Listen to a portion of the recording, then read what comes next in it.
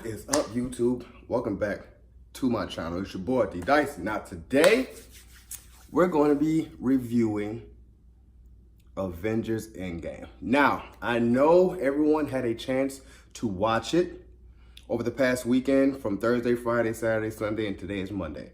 And I see that it has broken the box office as being one of the largest grossing film weekends ever with 1.4 billion or 1.2, not really sure, 1 point something. But I think that is on track with knocking out Avatar out the park. Now, Avatar is the highest grossing film of all time, and I believe Avengers Endgame will definitely top that within this week. So let's get into some spoiler talk. Let's get into some reviews. I know you guys talked, or you guys probably watched a lot of different YouTubers, different videos, looking at Easter eggs, looking at different reviews. I know the Tyrone Magnuses, the Jeremy Johns, Chris Stuckmans, amongst a lot of variations of different people. So what I'm doing is primarily no different, but you guys haven't heard it from the Meister. So I tell myself Avengers Endgame is a really, really good movie, and it lives up to its hype that it had around it, knowing that, you know, with Infinity Wars, we couldn't wait for the second part of Infinity War, which is Endgame. And every bit of 3 hours, it didn't feel like 3 hours. I don't know if it felt like 3 hours for you guys, but it didn't feel like 3 hours for me. I know in the initial beginning, because I was watching Tyrone Magnus and watching Jeremy Johns, not the spoiler review, but just, you know, kind of the mullet style, as Tyrone says. But I was just looking and I was just like, okay, give me a few pointers about what I'm walking into. And the first part, it didn't drag like I thought it would, but it was just kind of like, okay, it's just character pieces building up, you know, from what happened in Infinity War. You get to see how they track down Thanos. Well, first how Captain Marvel finds Tony and Nebula, brings them back to the Avengers compound, and Tony Stark is just like real pissed off at Cap, like, hey, look, dude, I told you, I've been telling you since the first Avengers, this is why we beefed out in the first place. Now look what happened. It is all your fault. And you could tell from the beginning of the movie that I'm like, yeah, Tony Stark was going to die. You could tell that he was ready to die in the beginning. I thought he was I'm like, damn, you just going to kill? But I'm like, after you see the trailer, like, you know, some type of way he's going to come back. But I'm like, damn, this is like foreshadowing his death, because in the beginning of Endgame, Tony is like, yeah, I'm done. I'm out. Boom. And I'm just like, yeah, Tony's definitely going to die.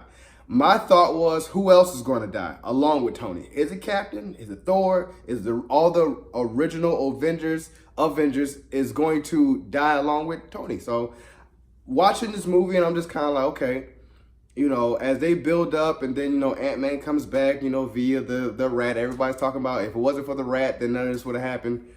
Who knows? They keep calling it Master Splinter, you know, it's a tie-in to Ninja Turtles. It's all kinds of comical stuff. And I just like how the plot that they had this premise around was Back to the Future 2.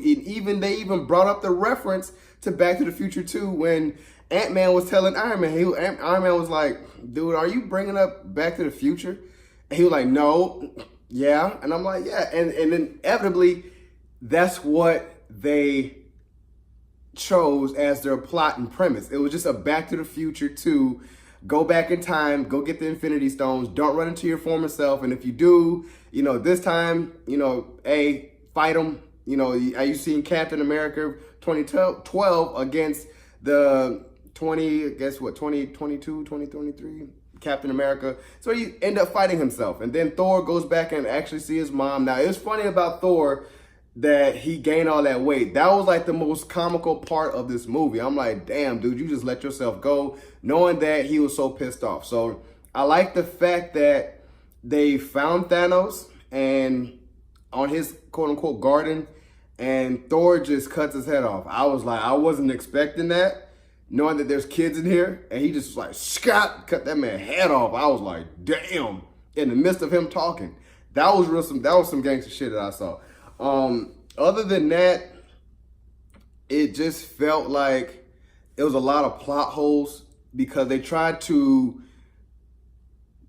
push on you the time travel plot, and every time I go about the time travel plot, and I've seen it in Back to the Future 2, I've seen it in Deja Vu with Denzel. Now here, they try to explain to the audience how time travel works, and it's just like, I don't know, because it's too convoluted. You have to break it down to where the audience can really understand. Because it's like, oh yeah, you're going to have a separate timeline, you're going to have a skewed timeline, and it's not going to be our reality.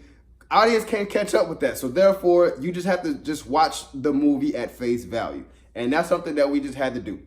And when Hulk went to go see the Superior one, she was just like, yeah, hey, this is what it is. And it's so funny, and I remember they caught that. It was like, and I remember the events leading up to Endgame, how no one can touch the Infinity Stones. And in Endgame, everyone can touch them. Like, okay, yeah, they're not as powerful as you thought. Hulk grabs the time stone.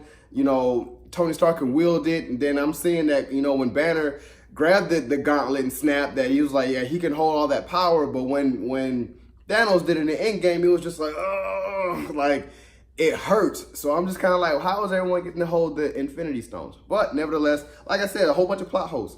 And that didn't stop it from having this movie be a enjoyable movie. Now, this movie is going to be talked about for a long time. And I've never in my life seen a movie where everyone is at the movies. Regardless if you watched all 22 of the superhero movies of Marvel or not. It's just like, oh yeah, I caught here and there, movies that interest me.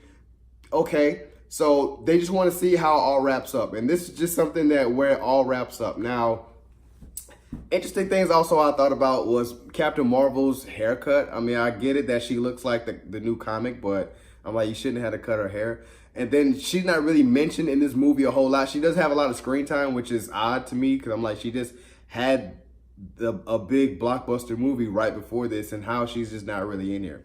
That's kind of whack. But I was just like, hey, if it's too much characters for you to, to put on here for screen time, then I understand. So everything leading up to the final battle was nothing but awe. When Sam was like, on your left, and then you see Doctor Strange having that time loop thing, I was like, oh my gosh. That was the most chill goosebumps that I got in a movie. That made me sit up in my seat, and I was like, oh my gosh. What is about to happen? It is about to go down. Black Panther comes out, you know what I'm saying? Brought his army. Asgardians came out, brought their army with Valkyrie riding in on a Pegasus horse. And then you have all the Doctor Strange and all the wizards come out with their army. And I'm just like, wow, this is something to behold. Like, this is something that it reminds me of Justice League when they were talking about the story of Steppenwolf. You know how man, the Kryptonians, all of them came at once to battle Steppenwolf. This is what that reminds me of. It reminds me of that battle, what they were talking about in Justice League, where all the superheroes come at once to fight the evil threat for Earth. And I'm just like, but Marvel did it on a grander scale, and you got to see everyone fight. That was something to behold. And another was when Captain America wielded Mjolnir. And I was just kind of like, wow, dude. Everyone was like, ooh, I'm hearing crowd reaction. Like, ooh, no, yeah, cheering and stuff. Like, Captain America is wielding Thor's hammer because he was one worthy of holding his hammer, along with Vision, because Vision held it too. So that's why I was like, yeah, man, this is fan service. And even all the movies that they were putting themselves back into, the beginning of Guardians of the Galaxy, the knockout Peter Quill, that was so funny because I'm just like, wow. I see how Chris Pratt reenacted that scene, his beginning intro to Guardians of the Galaxy Volume 1, and they just come in and knock him out. Like, dude, he looks like an idiot. If he didn't have all the words and stuff like that, he looks like an idiot just dancing around. And I'm just kind of like, this is fan service at its finest. You get to go back to all these different movies to see what they were doing, and then it's like, yeah, I need that right there. And then another touching moment was when Tony Stark got to talk to Howard, and I was like, because for this whole entire time, we all knew that Howard didn't like Tony. Like, dude, you a fuck up, and I'm kind of embarrassed to call you. He was very hard on Tony, and for Tony to go back and talk to his dad, to see him at the same age he was, like, hey, look, I'm having a kid. What advice would you give me? Because I'm, he's kind of nervous, and he was like, he understood his dad because he inevitably was like Tony is a spitting image of his dad at that age. So if Tony would have lasted and grew up, he would have been just like how Howard was to Tony at his age, old, and it's kind of like, man, you in college, like, dude, pissing me off. You're the smartest dude I know, and you just want to do whatever you want, like, instead of doing what you should. So that's why I look at that and I was like, that was an all-touching moment. Another was when Black Widow sacrificed herself. That was like something given, and everybody was like, oh my gosh, can't believe she did that. And it's kind of like, aren't you coming out? Or a Black Widow movie coming out soon? Who knows? But as I always understood Marvel, a character's not really dead unless you see them actually dead, not coming back. And I feel like with all these Infinity Stones, you could easily go back in the future, 2012, just pull it from right out of that. You know what I'm saying? Because like I said, it's one of the plot holes. So overall, I give Avengers Endgame a A+. It is a 10 out of 10. I was thoroughly entertained from beginning to end because you just didn't know what was going to happen. Although what pissed me off was people saw it on Wednesday and Thursday, Friday. I saw it Saturday, so I'm just kind of like, how many people in everyone's comments on Instagram? And if you guys don't follow me on Instagram, follow me _D.Dyson_. I'm not going to spell it out for you anymore. So I was on Instagram looking at comments, and people are just spoiling it all in the comments on random pictures. I was watching an NFL draft, and you go into people's comments because I like to see what other people say. I'm like, hey, this is going to be a bust or it's going to be a great. People are just in the comments, Iron Man dies. Black Widow dies. Captain America gets old. Sorry. And I'm just like, why are you guys spoiling it? I've never seen a movie of this magnitude get spoiled. Even in Infinity War. Nobody spoiled Infinity War because it wasn't, that big of a deal. But I see everyone spoiling, and I'm just like, wow.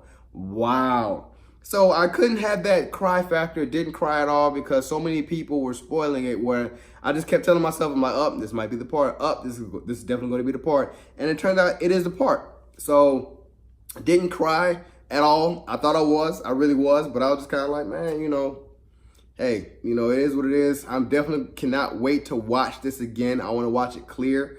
I'll definitely buy this on Blu-ray, but I really don't buy any DVDs. It's going to be on Netflix soon. Probably like by the end of the year, it's going to be on Netflix. So I'm going to definitely watch it again on Netflix. And I think Disney streaming channel is coming out, so I know it's going to be on there. So I can't wait to watch this again. This was a incredible movie. I can't wait for Doctor Strange 2 to come out. Oddly to say, I feel like he's your strongest Avenger. Other than Thor, I want to see what Guardians of the Galaxy 4 is going to look like. Is Thor going to get back in shape?